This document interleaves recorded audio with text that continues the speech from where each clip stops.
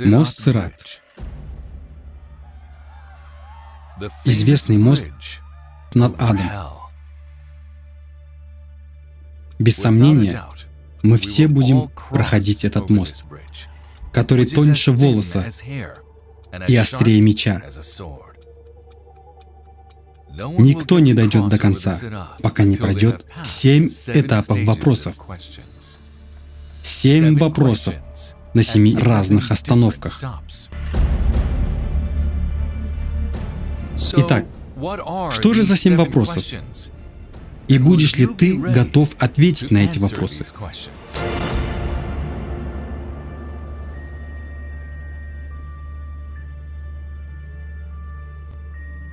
В одном из хадисов Аль-Шариф пророк Мухаммад, да благословит его Аллах и приветствует, описал мост Сират как легко пересекаемый для одних и трудно пересекаемый для других, в зависимости от имеющихся у них деяний.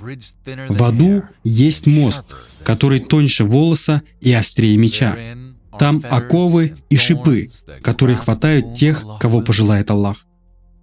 Люди будут проходить через мост в мгновение ока, со скоростью света или ветра, или как на благородных конях и скакунах. Ангелы скажут: «О Господь, дай мира! О Господь, дай мира!»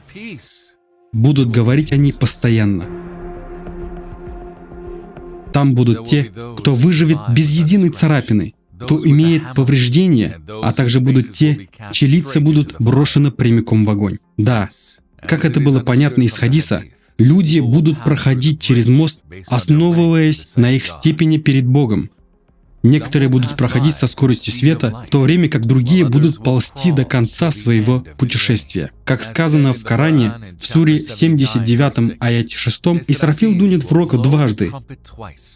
Когда дунет в первый раз, все, что между небесами и землей, содрогнется со своей яростью, начнется судный день, кроме тех, кому Аллах сделал исключение.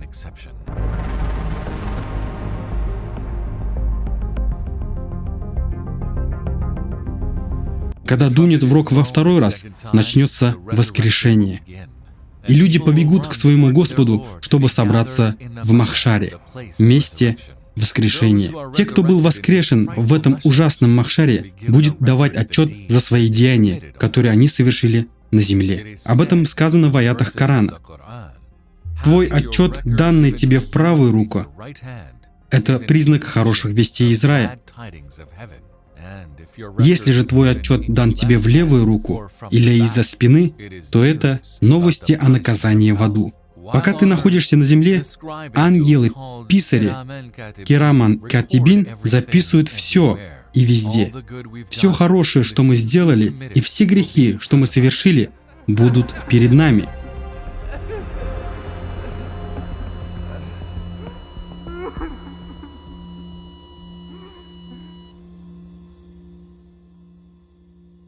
Касательно этой книги Деяний сказано в 49-м аяте суры Каф: «Будет положена книга, и ты увидишь, как грешники будут трепетать от того, что написано в ней. Они скажут: горе нам! Что это за книга? В ней не упущен ни один грех, ни малый и ни большой». Они обнаружат перед собой все, что совершили, и твой Господь ни с кем не поступит несправедливо. Да, книга будет вручена нам в Махшаре. Однажды мы получим книгу Деяний и окажемся в конце дороги, но есть одна последняя остановка до того, как мы дойдем до своего пункта назначения. Эта остановка тоньше волоса и острее меча. Это остановку, которую должен пройти каждый, без исключения. Эта остановка — мост Сират. Каждый из вас войдет туда. Таково окончательное решение твоего Господа. Сура Марьям, аят 71.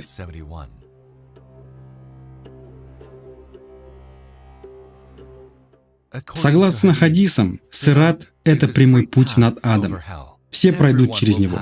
Верующие пройдут быстро или медленно в зависимости от своих деяний. Что касается неверующих и грешников, то они будут отступаться и упадут в ад.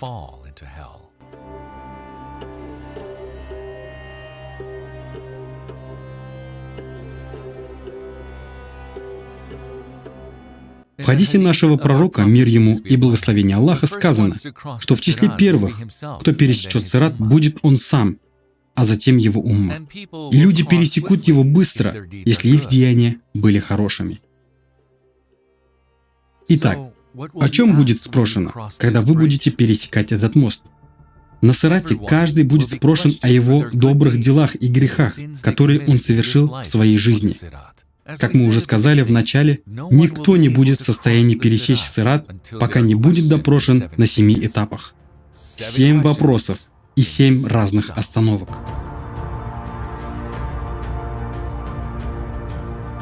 Первая вещь, за которую спросят на первой остановке, это наша вера. Мы легко пройдем этот этап, если наша вера сильна. Но те люди, которые отвергли веру, начнут падать в ад в самом начале. И мы знаем, кому была дана возможность уверовать, но они до сих пор не уверовали. Ад будет их последней обителью. После того, как Бог представил себя через свои атрибуты и своих рабов, пунктом назначения выбравших неверие будет ад в конечном счете.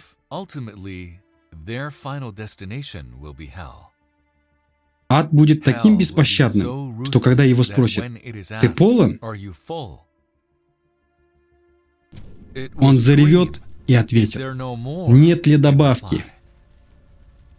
Иными словами, не имеет значения, как много неверующих будет там в тот день, ад все равно не будет полон. Но не бойтесь. Если вы из числа тех, кто верит и совершает благие деяния, возможно, вам будет облегчено ваше положение в Махшаре в мгновение ока. Подобно тому, как пророк Ибрахим, мир ему, был спасен от огня. У вас еще будет шанс, если вы уверовали, но еще не накопили деяний, чтобы спасти себя.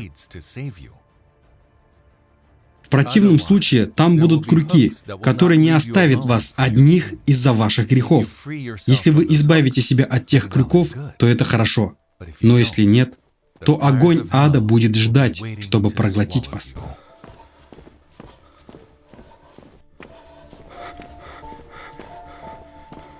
Как было сказано в 72-м аяте суры Марьям, «Потом мы спасем богобоязненных, а беззаконников оставим там стоять на коленях».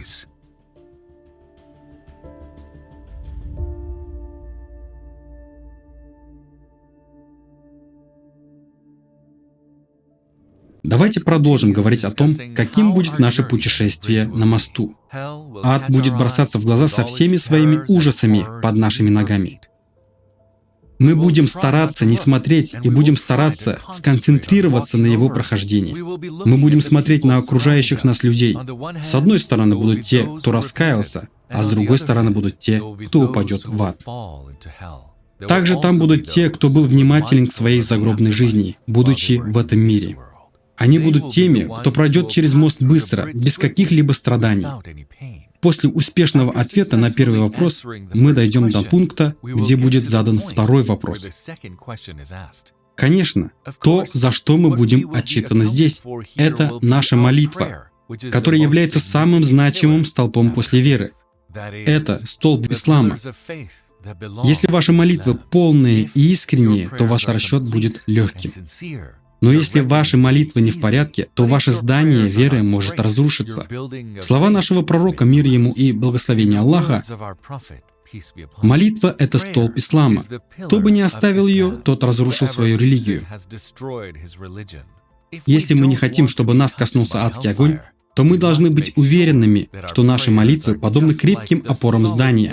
Если бы мы увидели огонь ада хотя бы через игольное ушко, то, находясь на земле, мы бы не подняли свои головы от изнеможения. Все верно. Если наша вера крепка и наши молитвы в порядке, то мы перейдем на третий этап. Если мы не тратили богатство Бога на земле на те цели, которые Он нам велел, то следующий вопрос совершенно нас не обрадует. Потому что мы будем спрошены о том, куда мы тратили наши блага и с кем делились ими.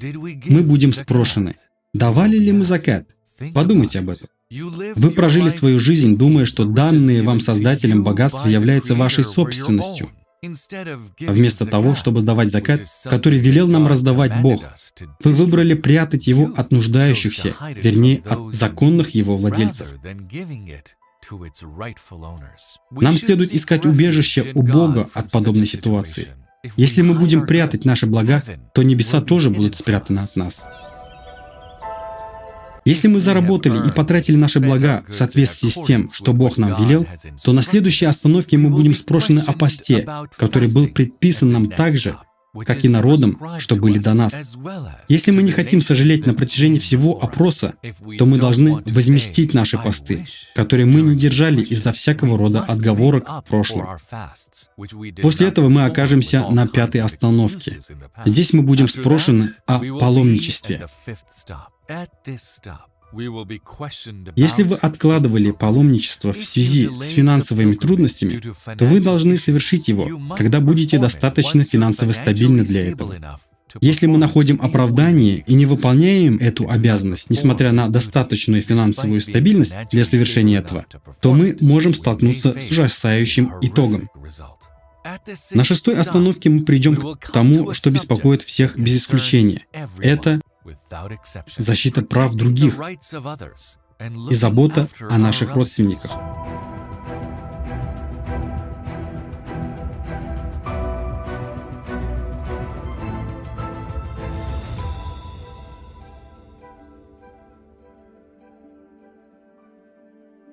Мы всегда игнорируем принадлежащие по праву другим, захватывая их права. Однако так много других вещей, которые численно превышают в пользу прав людей. Иногда мы делаем эти вещи без знания, а иногда мы делаем это умышленно, думая, что ничего не случится. Например, мы распространяем слова о ком-то, даже не думая, правда ли это. Так мы легко становимся частью клеветы и сплетен.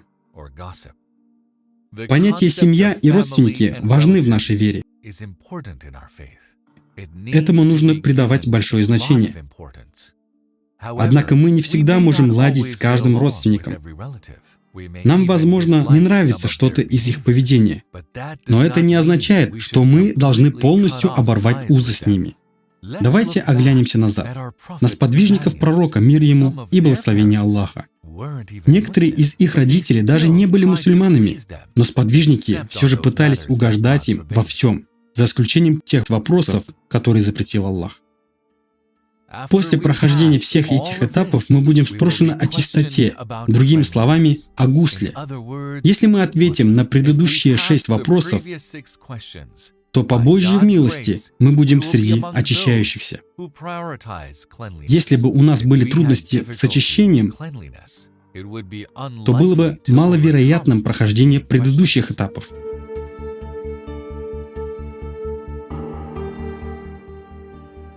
После всех этих вопросов у ада уже не будет возможности просить, чтобы люди принадлежали ему. Небеса будут просить Бога сделать людей его жителями. Пророк, мир ему и благословение Аллаха, сказал в хадисе Аль-Шариф: «Многие люди не будут знать, что они пересекли Сират, и они спросят у ангелов: где Сират и где ад? Мы пересекли его?» Ангелы ответят: «Вы пересекли Сират, который был над адом, однако ад отступил и был покрыт вашим светом». Сказано: огонь ада скажет верующим: «О верующий, пройди надо мной быстро, твой свет ослабляет мое пламя». По Божьей воле мы можем быть награждены раем. Это такое красивое место. Оно стоит того, чтобы идти до конца этого путешествия. Не видано ни одним глазом, не слыхано ни одним ухом, и ни один человек не мог мечтать об этом или вообразить. Это нетрудно — жить безупречной и чистой жизнью. Также мы нуждаемся в уверенных шагах, чтобы противостоять приятному яду последних времен. Помните, что все, с чем мы делились с вами, это правда, и оно случится. Есть ли необходимость в уничтожении нашей будущей жизни ради жизни земной? Хорошо. Что вас заботит больше? Этот временный мост на земле или мост, ведущий к вечности? فبأي آلاء ربكما تكذبان